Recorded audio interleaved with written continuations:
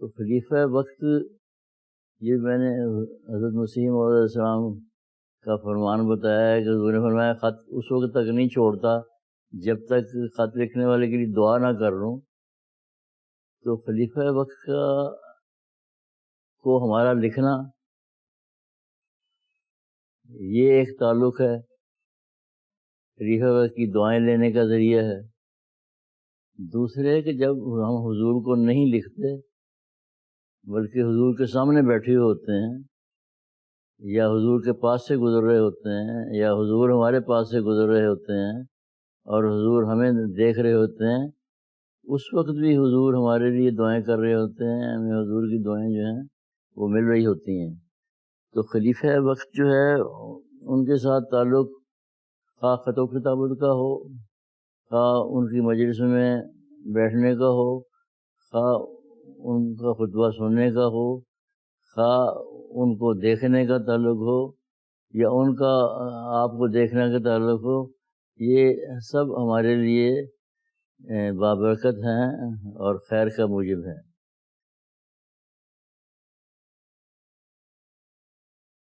سیدنا حضرت خلیفۃ المسیح الثالث رحمہ اللہ نے خدام الاحمدیہ کی ایک تقریب کے دوران خطاب فرماتے ہوئے مکرم چودھری حمید اللہ صاحب کے اوصاف حمیدہ کا ان الفاظ میں ذکر فرمایا: مجھے خوشی ہوئی ہے کہ ایک لمبے عرصے کے بعد ایک ایسے مخلص اور بے نفس نوجوان صدر بنے ہیں جن کا جسمانی رشتہ حضرت مسیح موعود علیہ السلام سے نہیں، اور لیکن جو اللہ تعالیٰ کی توفیق سے اس ذمہ داری کو نبھانے کی اہلیت رکھتے ہیں.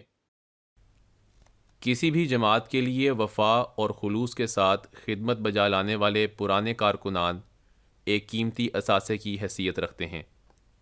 جماعت احمدیہ کو بھی اللہ تعالیٰ نے ایسے واقفین زندگی عطا کیے جو اپنی ساری زندگی سلسلہ الہیہ کی اشاعت اور سربلندی میں گزارتے ہوئے آسمان احمدیت کے درخشندہ ستارے بنتے رہے. انہی نایاب وجودوں میں ایک نام چودھری حمید اللہ ہے. عرصہ 66 سال سے سلسلے کی خدمت بجا لا رہے تھے. خلافت سے بے انتہا اخلاص و وفا کا تعلق رکھنے والے اور انتظامی امور کو باریک بینی سے دیکھنے والے انسان تھے. جو رولز اینڈ ریگولیشنز سے انجمن کے حضرت مسیح موعود علیہ السلام کی زندگی میں بنے تھے، جس پہ حضرت مسیح موعود علیہ السلام کی منظوری تھی، اس میں ایک بڑا اہم قاعدہ تھا. وہ قاعدہ یہ تھا کہ صدر انجمن احمدیہ کے تمام معاملات کے بارے میں حضرت مسیح موعود علیہ السلام کا حکم قطعی اور ناطق ہوگا. In all matters pertaining to Sadr Anjuman Ahmadiyya, the decision of the Promised Messiah alayhi salam shall be absolute and final. تو اس قاعدے کی روشنی میں آگے جماعت میں اب یہ قاعدہ بنا ہوا ہے کہ خلیفۃ المسیح کا حکم قطعی اور ناطق اور فائنل ہے تمام جماعتی معاملات میں. آپ نے بطور لیکچرار ریاضی تعلیم الاسلام ہائی اسکول، ناظر دارالضیافت، افسر جلسہ سالانہ، صدر مجلس خدام الاحمدیہ مرکزیہ، صدر مجلس انصار اللہ پاکستان، وکیل اعلیٰ و صدر مجلس تحریک جدید انجمن احمدیہ کے علاوہ دیگر اہم جماعتی منصبوں پر خدمت کی توفیق پائی. آپ گزشتہ 38 سال سے وکیل اعلیٰ تحریک جدید انجمن احمدیہ پاکستان کے طور پر خدمت کی توفیق پا رہے تھے. بعض دفعہ نصیحت کی بھی ضرورت نہیں ہوتی، عمل خاموشی سے نصیحت کر رہا ہوتا ہے. تو جو تعلیم ہے اسلام کی، حضرت مسیح موعود علیہ السلام کی، اس کی طرف تو جو بھی لائیں لیکن خود عمل کریں، تاکہ بہت سے لوگ سن کر، بہت سے لوگ آپ کا عملی نمونہ دیکھ کر ہدایت پائیں. آپ کے والد محترم بابو محمد بخش حضرت مسیح موعود علیہ السلام کی کتب کے مطالعہ کے بعد ایک خواب کے ذریعے حضرت خلیفۃ المسیح الثانی نور اللہ مرکزہ کے ہاتھ پر 1929 میں بیعت کر کے احمدیت میں شامل ہوئے۔ مخالفانہ حالات کی وجہ سے آپ کا گھرانہ 1932 میں قادیان منتقل ہو گیا۔ آپ کی پیدائش 4 مارچ 1934 کو قادیان میں ہوئی۔ جہاں تک میری ذات کا تعلق ہے، میری پیدائش قادیان میں ہوئی۔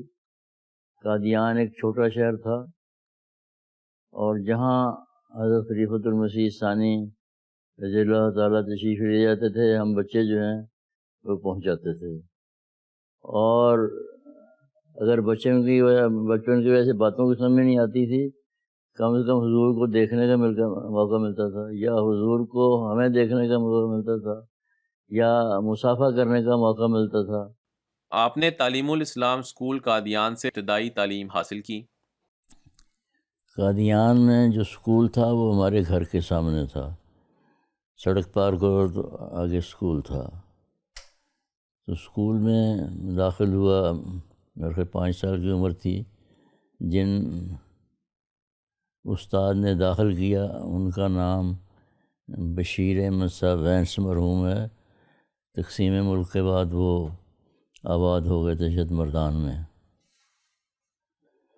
تو ان سے تعلیم حاصل کی۔ پھر ماسٹر محمد بخش صاحب سولنگی وہ بھی رفیق تھے۔ پھر ماسٹر حسن محمد صاحب مرحوم سے تعلیم حاصل کی، ماسٹر چراغ محمد صاحب سے تعلیم حاصل کی، یہ بھی رفیق تھے حضرت مسیح علیہ السلام کے۔ بہرحال قادیان میں تعلیم حاصل کرنے کا موقع ملا 8ویں تک۔ 1946 میں آپ نے حضرت مصلح موعود رضی اللہ عنہ کی تحریک پر اپنی زندگی کو اللہ کی راہ میں وقف کر دیا۔ حضور سے ملاقات کا ایک موقع اس طرح میسر آیا کہ اس زمانے میں مدرسہ احمدیہ میں داخلہ 8ویں جماعت کے بعد ہوتا تھا۔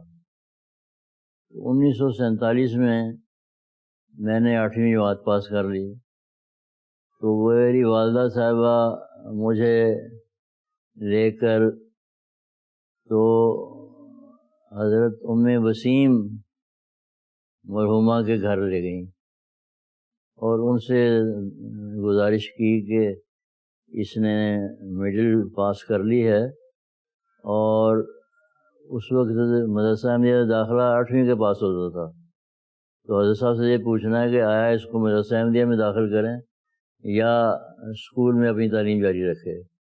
تو انہوں نے فرمایا کہ حضور مغرب کی نماز کا وقت ہونے والا ہے، حضور نے میرے گھر سے ہی گزر کے مسجد میں جانا ہے، تو آپ تشریف لائیں جب حضور تو پوچھ لیں۔ کہتے ہیں حضور تشریف لائے وہاں، حضور نے پگڑی کوٹ اتاری، وضو کیا، تولیہ سے خشک کیا، پھر پگڑی کوٹ پہنے، تو پھر میری والدہ صاحبہ نے مجھے حضور کی خدمت میں پیش کیا کہ اس کے 8ویں کر لیے تو آگے کیا کریں، اسکول میں جائے یا مدرسہ احمدیہ میں جائے۔ تو حضور نے فرمایا کہ اسکول میں تعلیم جو ہے وہ جاری رکھے۔ ربوہ آ کر سلسلہ تعلیم مزید جاری رکھا اور پنجاب یونیورسٹی لاہور سے ایم اے ریاضی مکمل کیا۔ آپ کو ڈاکٹر عبدالسلام جیسے عظیم ریاضی دان سے شرف تلمذ کا بھی موقع ملا۔ 1955 سے 1974 تک کے درمیانی عرصے میں لیکچرار ریاضی کی حیثیت سے تعلیم الاسلام کالج میں طلباء کو زیور تعلیم سے آراستہ کیا۔ آپ کی شخصیت علم اور انتظامی امور میں مہارت سے آراستہ تھی۔ یہی وجہ ہے کہ آپ کو 1982 سے تاحال بطور وکیل اعلیٰ تحریک جدید خدمات کی توفیق ملتی رہی۔ خلافت سے محبت آپ کی شخصیت کا خاص وصف تھا۔ آپ کی زندگی 4 خلفائے احمدیت کی محبت، شفقت اور خاص توجہ سمیٹتے ہوئے گزری۔ حضرت خلیفۃ المسیح خامس اید تعالیٰ بن نصر العزیز کا روز اول سے میرے ساتھ بڑا شفقت کا، محبت کا، احترام کا سلوک ہے۔ ایک اور چھوٹی سی شفقت، چھوٹی تو نہیں بڑی شفقت ہے، میں لندن گیا ہوا تھا تو حضور سے ملاقات کا وقت گیا، تو لیا تو جو باتیں پوچھنی تھی وہ پوچھ لیں. تو حضور نے اپنی دراز میں سے حضرت مسیح موعود علیہ السلام کی کنگھی جو ہے، جو حضور استعمال فرماتے تھے بالوں کے لیے، وہ مجھے نکال کے میرے ہاتھ میں دی. تو بہت بڑا تبرک تھا، اس کو دیکھنے کا موقع ملا، ہاتھ سے پکڑنے کا موقع ملا. یہ بھی ایک بہت بڑی شفقت ہے جو کم لوگوں کو ملتی ہے. میں وہاں موجود تھا، حضور کو خیال آیا ہوگا کہ اس کو حضرت مسیح موعود علیہ السلام کی کنگھی جو ہے وہ دکھا دیں. آپ کو زندگی میں ملنے والی سعادتوں میں سے سب سے بڑی سعادت مجلس انتخاب خلافت کا صدر ہونے کی صورت میں ملی. 99 میں مرزا خورشید احمد سے مرحوم اور خاکسار لندن گئے تھے حضور کی طبیعت کا حال پوچھنے کے لیے. کچھ ہمیں تھوڑی سی الجھن بھی تھی کہ حضور یہ نے پوچھے بغیر ایسے کہاں گئے ہو. یہ حضور نے پوچھا بلکہ اپنی بیماری کا حال وغیرہ بتایا. جب یہ قواعد بہت سی کارروائی تھی ان کی، پہلے ڈرافٹنگ تھی، پھر جہاں ایک شورا ربے میں مقرر کرنی تھی، پھر اس شورا نے قواعد کو دیکھا، اس نے سب کو ریکمینڈ کیا، پھر حضرت صاحب نے اوکے کیا، پھر یہاں آیا کہ انجمن میں بطور ریزولوشن ریکارڈ ہو. تو جب ہم واپس آنے لگے تو حضور نے ایک بات فرمائی کہ الہی تقدیر آپ کو لے کے آئی ہے. دوسرے جب ہم گئے تو قواعد زیر غور تھے، تو حضور نے فرمایا کہ اللہ تعالیٰ نے مجھے بتایا کہ ابھی کچھ وقت باقی ہے. 99 میں حضور نے بتایا کہ اللہ تعالیٰ نے مجھے بتایا کہ ابھی کچھ وقت باقی ہے. حضور کی وفات اس کے 4 سال بعد ہوئی. واقفین زندگی سے آپ کا ایک خاص تعلق تھا. انہیں گاہے بگاہے ان کی ذمہ داریوں سے آگاہ فرمایا کرتے تھے. ہمیشہ خلافت احمدیہ سے محبت، اخلاص، وفاداری اور خلیفہ وقت کے ہر حکم پر من و عن سر جھکانے کا درس دیا کرتے تھے. حج کے دن بنیاد رکھی گئی مسجد مبارک کی، اور ابراہیمی دعائیں بیت اللہ کی تعمیر کے بعد جو حضرت ابراہیم علیہ السلام نے کی تھی ان کو بار بار دہرایا گیا اور دہرانے کی تاکید کی گئی. بنیاد کس ترتیب سے رکھی گئی وہ آپ کو ذہن نشین کروانا چاہتا ہوں. یہ ترتیب جو ہے یہ خلیفہ المسیح ثانی رضی اللہ تعالیٰ عنہ نے خود مقرر کروائی.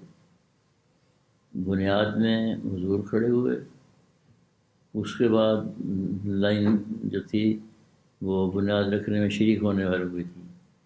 تو حضور کے بعد خاندان حضرت مسیح علیہ السلام کے افراد تھے، اس کے بعد حضرت مسیح علیہ السلام کے صحابہ تھے، اس کے بعد واقفین زندگی تھے، اس کے بعد جماعت کے لوگ جو بھی آئے ہوئے تھے اس وقت وہ تھے، آخر پہ مستورات تھیں.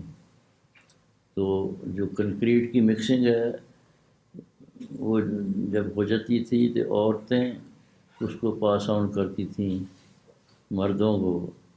تو جو جماعتوں کے افراد تھے ان کے پاس وہ مکسچر آتی تھی تگاری میں، اس کے بعد واقفین زندگی کے پاس آتی تھی، اس کے بعد صحابہ کے پاس آتی تھی، اس کے بعد خاندان حضرت مسیح علیہ السلام کے افراد کے پاس تھی. وہ پھر آگے حضرت صاحب کو دیتے تھے، وہ بنیاد میں ڈالتے تھے. اس میں جو بات میں آپ کے پوائنٹ آؤٹ کرنا چاہتا ہوں وہ یہ ہے کہ حضور نے واقفین کو صحابہ کے بعد کھڑا کیا. تو واقفین کا جو مقام ہے وہ ان کو بتایا کہ ساری جماعت جو ہے وہ ادھر پیچھے کھڑی ہے، تم صحابہ کے قائم مقام ہو، اس کو یاد رکھنا ہے.